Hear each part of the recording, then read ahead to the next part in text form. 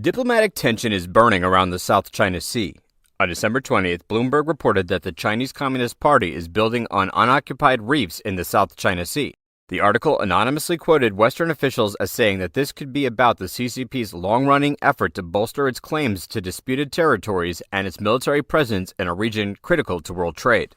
The Chinese Communist Party has denied the allegations, calling the report completely baseless. However, the Philippines said on December 20th that it has asked government agencies to look into the issue. In response to the Bloomberg report, the Philippine Ministry of Foreign Affairs said, "We are seriously concerned as such activities contravene the Declaration of Conduct on the South China Sea's Undertaking on Self-Restraint and the 2016 Arbitral Award." The CCP has already developed several artificial islands in the disputed South China Sea and has fully militarized at least 3 of them with airfields, radar, and hangars. But, according to Bloomberg, this new revelation may be the first known case of a nation doing so in territory it does not yet occupy.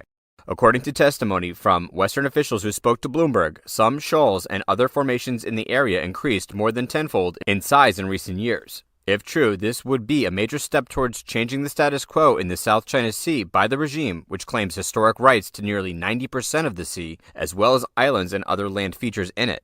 Brunei, Malaysia, the Philippines, Vietnam, and Taiwan also claim parts of this resource-rich sea.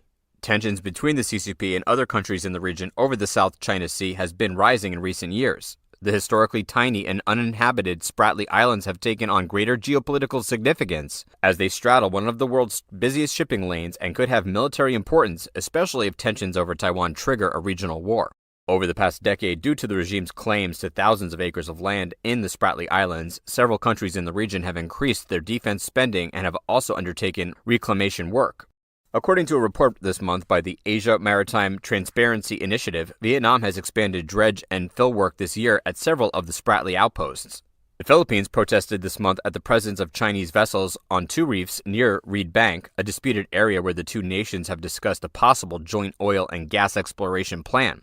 It has also repeatedly accused the regime's Coast Guard and maritime militia of harassing and attacking fishing boats and other vessels. In 2016, a UN-backed international tribunal ruled in a case brought by the Philippines that the CCP's claims lacked a legal basis. But the regime dismissed the ruling, claiming the tribunal had no jurisdiction and continued to send thousands of fishing vessels to the disputed islands.